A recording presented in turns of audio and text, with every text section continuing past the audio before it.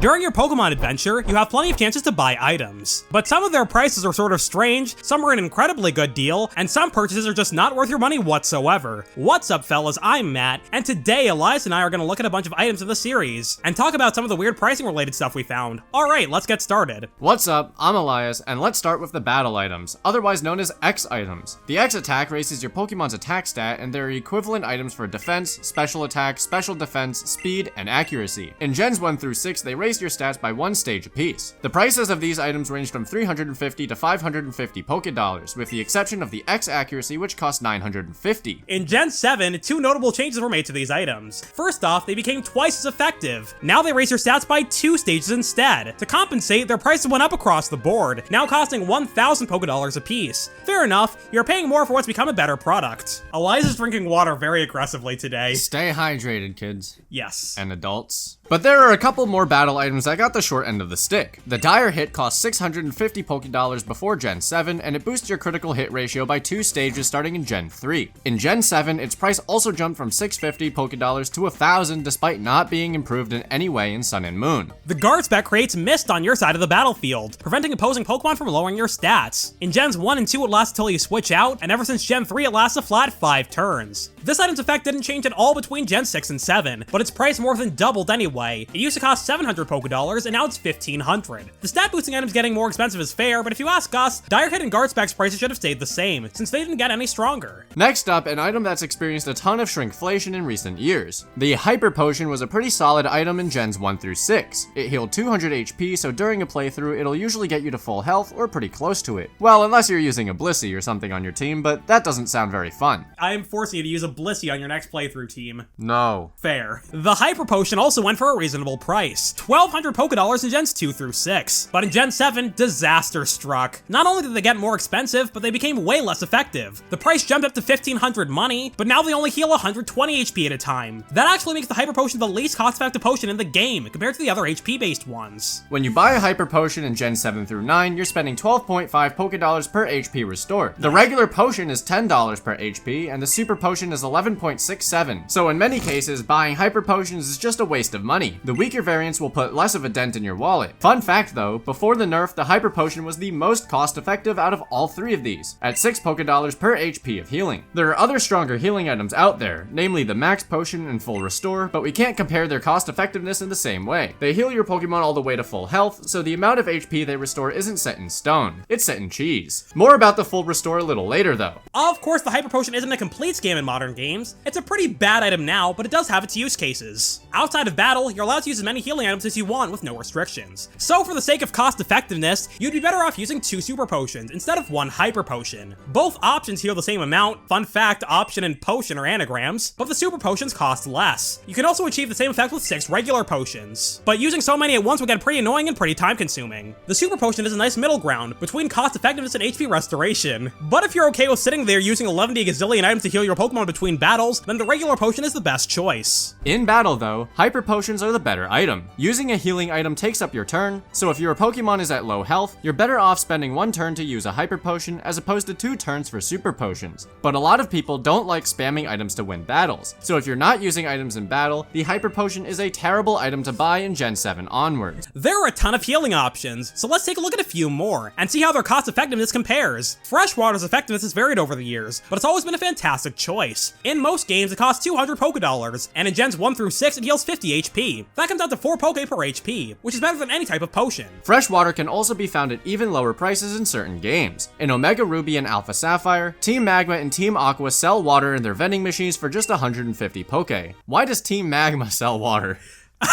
You know what? That's a great question, actually. You'd think they'd be like, bring your water from home, man. But wait, we can do even better. After you beat Team Flare in X and Y, the water in their hideouts vending machines cost 100 Poké. That makes Team Flare's water one of the most efficient ways to heal, costing you just 2 Pokédollars per HP. Soda Pop and Lemonade aren't quite as cost effective, but they're still a better bang for your buck than the potions. Too bad you have to buy the drinks one at a time. I was playing Pokemon White 2 and I went to a vending machine and I got a free lemonade. Yeah, that happens. What are the odds? Is it random? I think it's 1 in 32 or something like that. I'm the luckiest man in the world. He got a 1 in 32 chance and he gets a big head.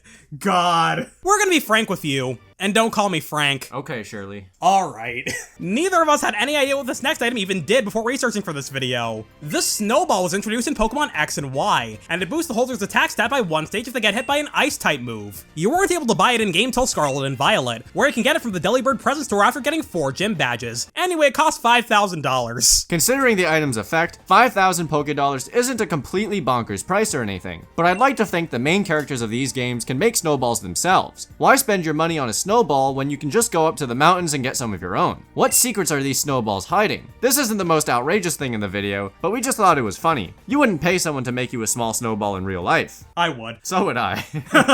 The Revive is a solid item if you ask me. It brings your Pokemon back from fainting and heals them to half their max HP. This item costs 1,500 Poke in Gens 1 through 6, and it was increased to 2,000 for Gen 7. Either way, I think these are pretty reasonable prices. The Revival Herb was introduced in Gen 2, and it's an alternative way to bring your Pokemon back to life. It costs 2,800 Pokédollars, which is quite a bit more than the standard Revive, but it heals your Pokemon all the way back to full health. Even though the Revival Herb also lowers your Pokemon's friendship, it's a nice item to have, because you can't buy max revives at all in most games. Well, it's usually a nice item to have. In Ruby and Sapphire only, the Revival Herb only brings you back to half health. That makes it an objectively worse version of the standard Revive. Both items have the same effect in these games, but the Revival Herb is nearly twice as expensive, and it makes your Pokemon hate you on top of that. Sure, that could make the move Frustration a little stronger, but in the long run, that move isn't worth using because of how easy it is to raise friendship. The Revival Herb went back to fully healing your Pokemon in Emerald, so it's a good item to consider buying once again. While we're on the topic of healing items, the Full Restore is one of the best ones. It brings your Pokemon back to full health and heals any non-volatile status conditions it has, as well as Confusion. The Full Restore costs 3,000 Pokédollars, which is a good value. It combines the effects of the Max Potion and Full Heal, but from Gens 1 through 6, those two items combined cost 3,100 Pokédollars. The Full Restore is cheaper than that, and you get the effects of both items in a single turn in battle. The Full Heal's price dropped by 200 Pokédollars in Gen 7, but the Full Restore is still a good deal. Next up, let's check out the vitamins, specifically the HP Up, Protein, Iron, Calcium, Zinc, and Carbos. These are pretty nice items on paper because they boost your Pokemon's effort values. Taking a vitamin will give you 10 EVs in their respective stat. There's just 2 problems. Number 1, before Sword and Shield, these items just stopped working after a certain point, long before your EVs were maxed out. You can invest up to 252 EVs into a single stat, but the vitamins stopped working after you reach 100, so you have to use another method to max out your stats. Number B, they cost 9,800 mother flippin' dollars. They got even more expensive in Gen 7, now setting you back 10k Pokédollars. That's the same price as 50 regular Pokeballs. So you've got an item that costs an arm and a leg, and it's not even very good at what it's supposed to do. Anyway, I need to buy some protein. Can I chop off your arm real quick? Let me introduce you to my protein.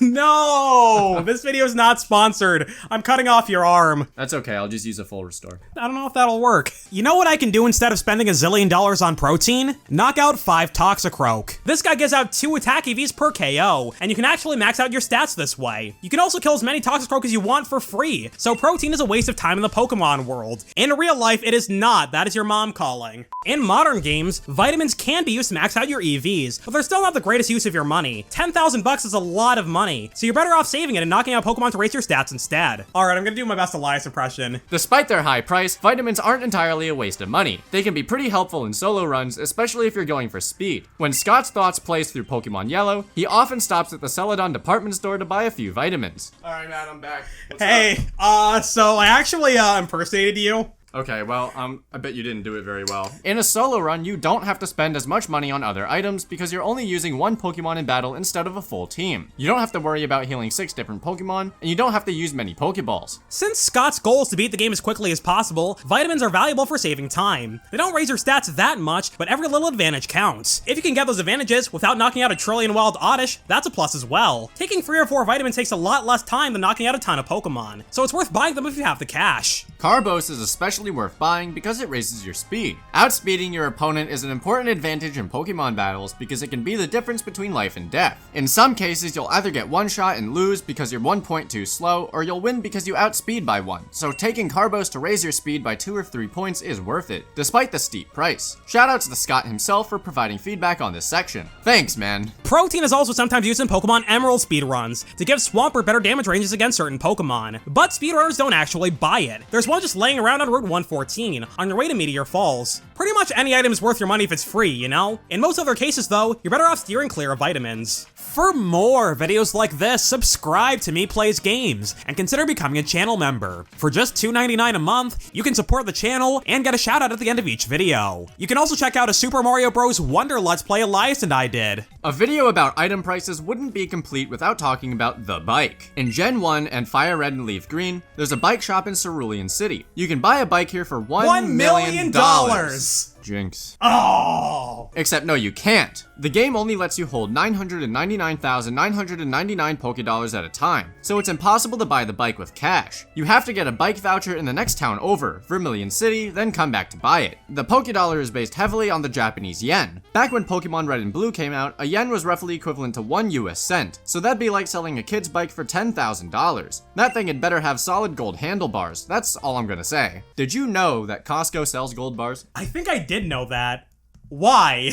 So far in this video, we've talked about buying items, but some weird stuff also pops up when you sell items back to the Pokemart. The EXP share is a controversial mechanic in the Pokemon series. Its effects have varied over the years, but today let's focus on its Gen 1 incarnation, the EXP All. You get this item on Route 15, from Professor Oak's aid, after you've caught at least 50 Pokemon. While it's in your bag, the experience your Pokemon earns in battle is cut in half, and the other half is distributed across the rest of your party. You can't actually buy this item in the game, but if you don't want it, you can sell it at a Pokemart. How much do you get in exchange? $0. Yup, selling the EXP All is equivalent to just throwing it in the trash. There are a few other items that work the same way. Several items restore your Pokemon's power points, namely the Ether, Max Ether, Elixir, and Max Elixir. These items can also be sold for nothing. What do you think the clerks do after they, with the items after they buy them back from you for nothing? They put them in the trash. Yeah, that sounds about right. Actually, while we're on the topic, this is one small pet peeve I've had with the Pokemon series. You've never been able to buy Ethers or Elixirs from standard Pokemarts. The vast majority of the time, you just have to find them lying around in the world, hope a pickup user in a party finds one, or maybe grow some Lepa berries. Nice stomach growling. Maybe you should have eaten something. Shut up.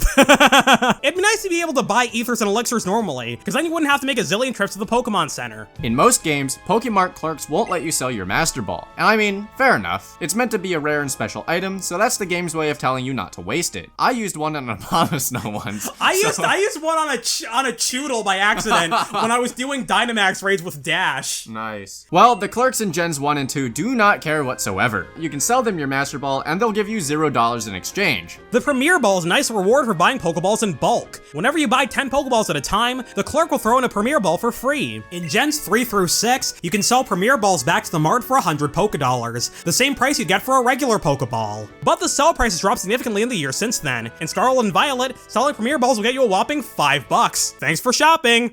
Good news, I am a good friend who actually knows your birthday. I don't know yours. What do you need 120 frames per second for? For an extra 60 frames. So just because? Eat your yogurt. What do you think I'm doing? Ah! You failed. How was I supposed to know that the ice was affected by gravity? What do you mean? Well, that's all we got for today. Thanks again to Scott's Thoughts for his help on the section about vitamins. Leave a comment with any other thoughts you have about the price of items. We'll see you all next time. Good night, fellas. Sleep well.